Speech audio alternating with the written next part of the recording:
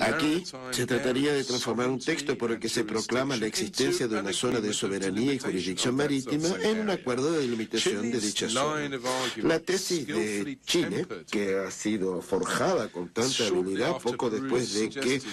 Perú sugirió en 1986 el que se iniciasen las negociaciones entre ambos países, ha llegado hasta el día de hoy. Es la misma, con algunos matices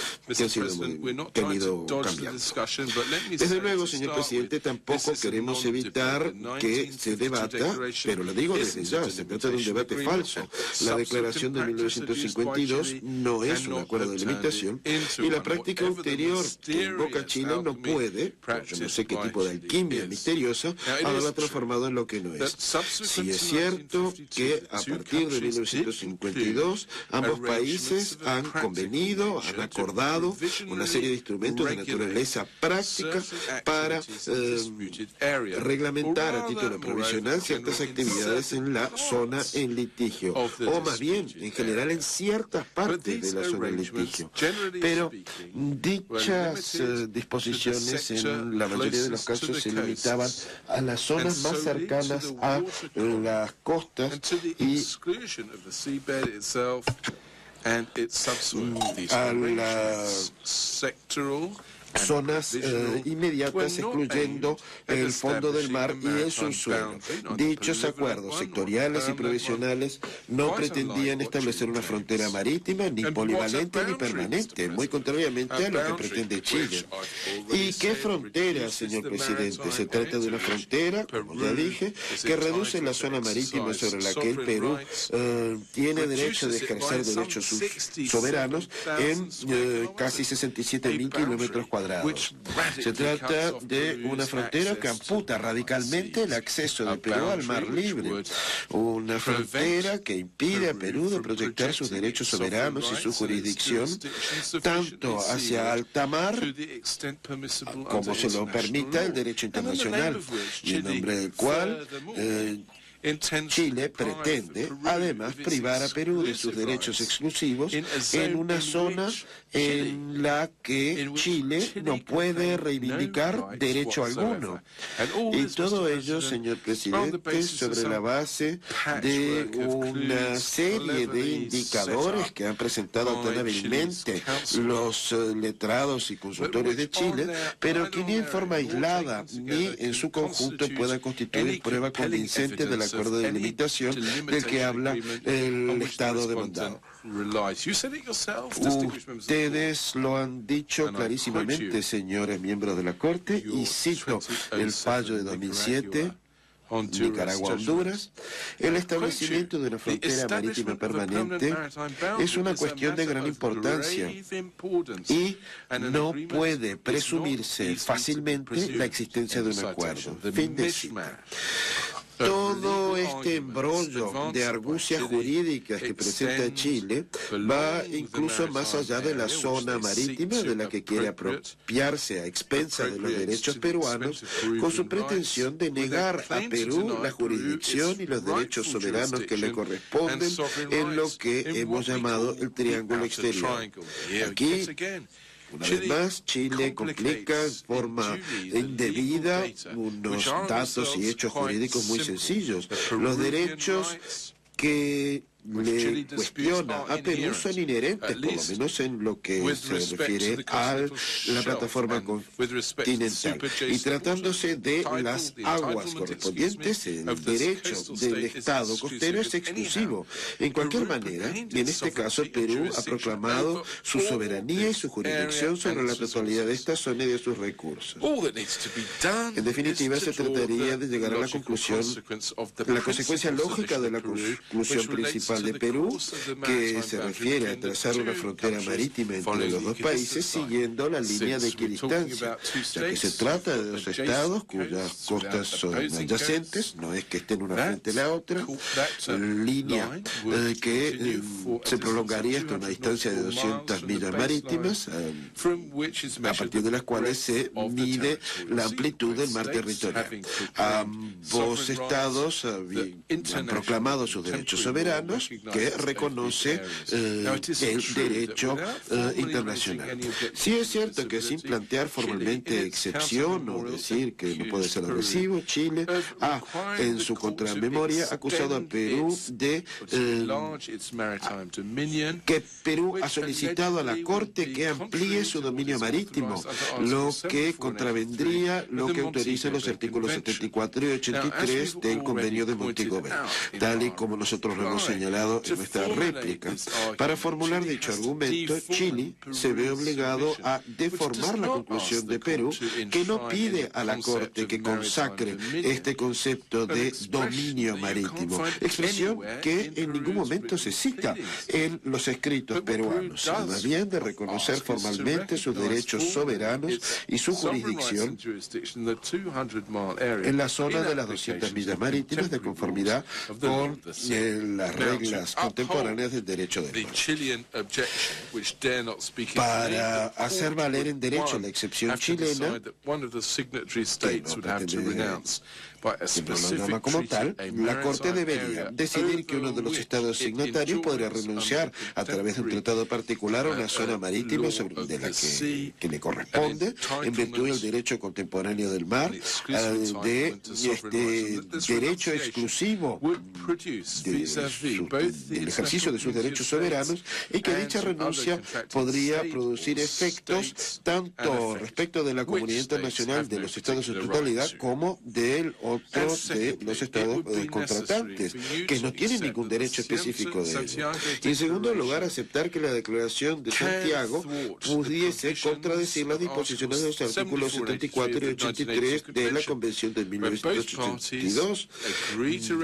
en virtud del cual ambas partes convienen reconocer que han de reflejar el derecho habitual o consuetudinario, y que dicha declaración ha privado a Perú de los derechos inherentes que le corresponden según el derecho del mar contemporáneo. Por tal posición no haría más que plantear enormes dudas respecto de la validez de dicho instrumento, en la que la parte demandada basa todas sus esperanzas en la presente causa. Sin duda, habiéndose dado cuenta de que manteniendo esta pseudoexcepción, Chile arriesgaría muchísimo el que no beneficiarse en absoluto, ha renunciado a volver a plantearla en su duplicado. Es una precaución muy sabia, de la que puede deducirse que admite, a partir de entonces, que Perú, que la solicitud de Perú se de recibo para que se reconozcan sus derechos soberanos en la zona de 200 millas marítimas en su totalidad, derechos que el derecho internacional contemporáneo del mar le reconoce, ni más ni menos, tal y como lo ha reiterado en forma muy formal hace algunos momentos el embajador Wagner. Tal y como lo hizo Chile, Perú, que ha querido desde el final de la década del 40 y al principio de la década del 50, un concepto muy extensivo de sus derechos marítimos. Al igual que Chile, acepto que el derecho del mar, tal y como ha ido evolucionando, evolución en la cual ambos estados han desempeñado un papel importante, limita sus derechos tanto geográficamente como en forma sustancial. Perú, desde luego, no reivindica hoy soberanía plena sobre la zona de 200 millas. Vuelvo a decirlo, señor presidente, Perú acepta el derecho del mar tal y como es, como lo ha dicho su agente, no pide más, pero tampoco pide menos, que el reconocimiento de los derechos que el derecho del mar reconoce a todos los estados costeros. Les agradezco su atención, señores miembros de la Corte, y señor presidente, le pido tenga bien darle la palabra al letrado Rodman Bundy, quien describirá de manera menos resumida y menos sucinta que la que he hecho yo, para hacer esta presentación, el método a seguir para establecer la frontera marítima única entre ambas partes. Muchísimas gracias. Le doy la palabra al señor Bundy para que haga su alegato. Muchas gracias, señor presidente. Miembros de la Corte, como siempre es para mí un gran placer el aparecer ante esta Corte, y es un privilegio también poder representar al gobierno del Perú en este caso que es de tal importancia. Tomando en cuenta el derecho de limitación marítima y su evolución en los últimos años, hay dos principios que siempre han jugado papel predominante. El primero de estos principios es que la delimitación ha de ser efectuada en función de un acuerdo basado en el derecho internacional, y el segundo es que el objetivo principal de la delimitación marítima es lograr una solución equitativa. Estos dos principios están en el corazón de este caso. Como nos lo ha indicado el profesor Pelé, a pesar de lo que nos dice Chile, Perú y Chile nunca han acordado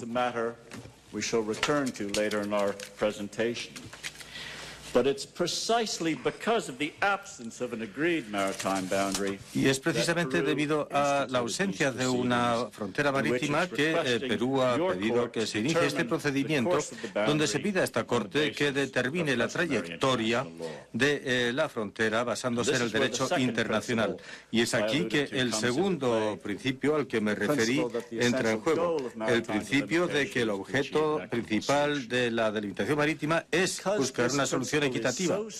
Debido a que este principio es tan necesario para entender los principales principios que se han suscitado en este caso, nosotros pensamos que será útil para la Corte si Perú nos ilustra su posición sobre la delimitación a los principios de esta primera ronda. Así que mi tarea aquí esta tarde, señor presidente, miembros de la Corte, es explicar cómo los principios y reglas del derecho internacional se aplican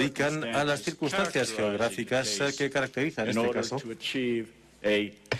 para así lograr una solución realmente equitativa. Y como espero poderles demostrar, este caso nos presenta entonces un ejemplo académico casi de una frontera delimitada en base a la equidistancia y el hecho de que también produce un resultado equitativo. Empezamos entonces con el principio jurídico aplicable, puesto que Perú no es un signatario del convenio de la ley del mar del 82, la frontera debe ser determinada en función del derecho consuetudinario internacional, y puedo asegurar a la Corte de que no tengo intención de explayarme sobre el derecho de delimitación marítima, y se lo digo esto por tres razones. Primero, porque Perú nos ha descrito los principios pertinentes y reglamentos en su memorial, así que no hay necesidad de repetirlo. Segundo, porque Chile tampoco impugna ninguno de estos principios en sus escritos, y ya veremos qué es lo que dice ante la Corte el resto de la semana. Y en tercer lugar, debido a que es esta Corte la que ha contribuido principalmente al corpus de derecho internacional sobre la delimitación bien establecido en un fallo hace 2 semanas en el caso de Nicaragua-Colombia, es apenas necesario que yo revise ante la Corte su jurisprudencia de manera detallada. Y en todo caso, mi colega el profesor Pelé ya les ha destacado los puntos esenciales. Así que simplemente quiero recordar, como ha dicho la Corte recientemente en el caso de Nicaragua-Colombia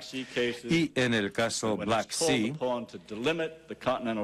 que cuando se le pide a la Corte delimitar la plataforma continental y la zona económica exclusiva, la Corte hace esto trabajando en 3 fases. La primera es el establecimiento de una línea media o equidistante entre los territorios de las partes. Segundo, toma en cuenta si hay circunstancias pertinentes que requieren un ajuste a esta línea media o equidistante para lograr un resultado equitativo. Y en tercer lugar, se ha realizado una evaluación de la línea resultante de estos 2 primeros pasos para verificar que no se propone o produce un resultado desproporcionado.